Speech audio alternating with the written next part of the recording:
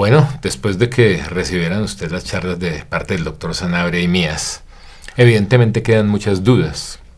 Sabemos que la información en tan poco tiempo es difícil de recibir y de intronizar, y por eso queremos dejar como unos tips básicos, unas cosas puntuales para que aprovechen la realización de este curso, y las vamos a tratar de responder junto con el doctor Sanabria. Vamos a empezar, le voy a hacer una pregunta a Oscar, y es, ya todo el proceso de intubación está claro, las medidas de protección del personal de salud claras, nunca olvidarlas, todo lo que disminuya la exposición a aerosoles. Intubamos el paciente con el diagnóstico de SDRA por COVID-19 y iniciamos la ventilación mecánica. Doctor Sanabria, ¿cómo iniciamos ese proceso de ventilación mecánica? Ese proceso hay que hacer la programación inicial del ventilador. Como lo hemos visto previamente, la recomendación nuestra es en modo asistido controlado por volumen, con un volumen corriente de 6 mililitros por kilo, una frecuencia respiratoria entre 10 y 12 respiraciones por minuto para asegurar un adecuado volumen minuto. Si tiene la oportunidad, pues poner una línea arterial, si no, con su control de gasometría arterial en los siguientes 30 minutos inicialmente para revisar el pH y los niveles de oxigenación, la transferencia de oxígeno, utilizando pues la relación entre presión arterial de oxígeno versus fracción o sobrefracción inspirada de oxígeno para los cálculos posteriores.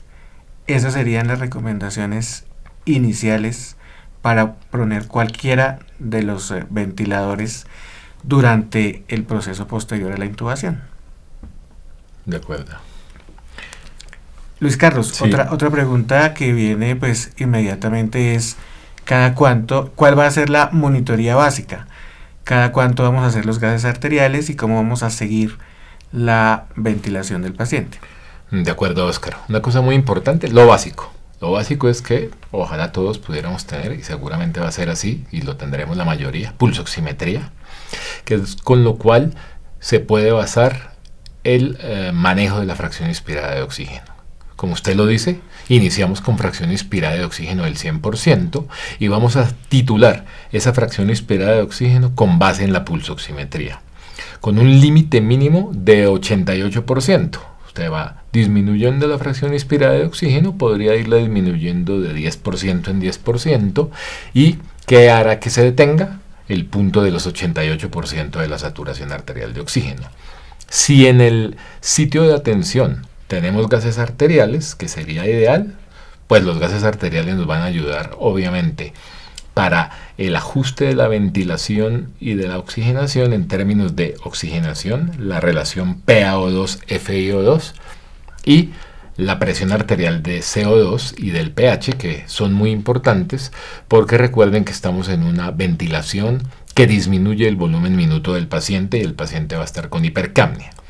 Usted inicia la ventilación mecánica, titula FiO2 con la pulsoximetría y por lo menos máximo 2 horas después de hacer ese ajuste de los parámetros del ventilador, si tiene gases arteriales, debería tener unos gases arteriales para evaluar el impacto en ambas variables, sobre todo en la ventilación alveolar, y verificar que está en los rangos de hipercapnia permisiva. Recuerden, por lo menos 7.25 de pH, menos habría que pensar de pronto en un ajuste.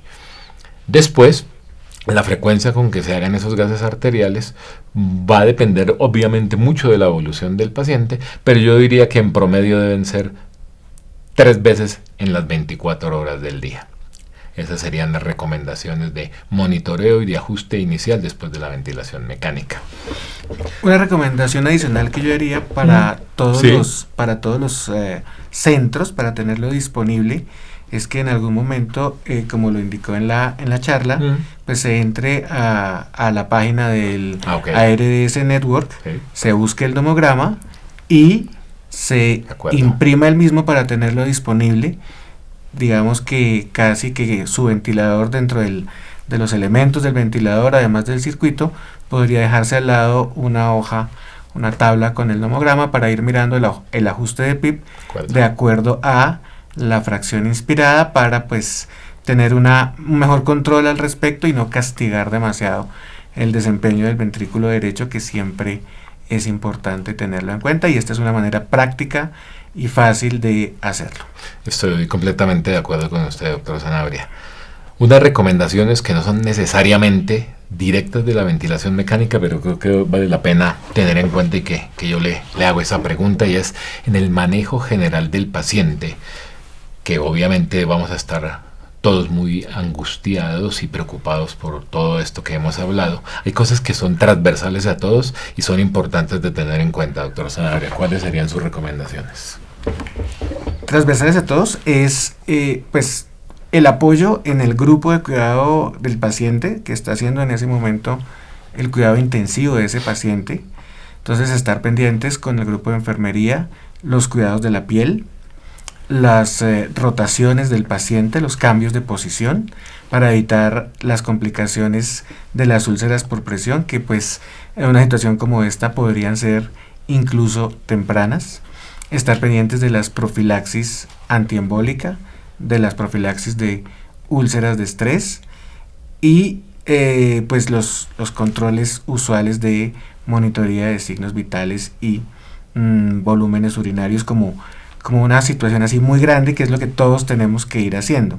Las variaciones en ellas pues deberán ser interpretadas ya de acuerdo a cada caso individual por el médico y el equipo encargados de eso, y tener siempre disponible su sitio de contacto, su grupo de apoyo teledirigido, digamos teleorientación, telemedicina, redes sociales, lo que la demanda del momento nos vaya indicando utilizar, porque el recurso es limitado y seguramente vamos a necesitar todos apoyarnos en una red solidaria global para poder salir adelante.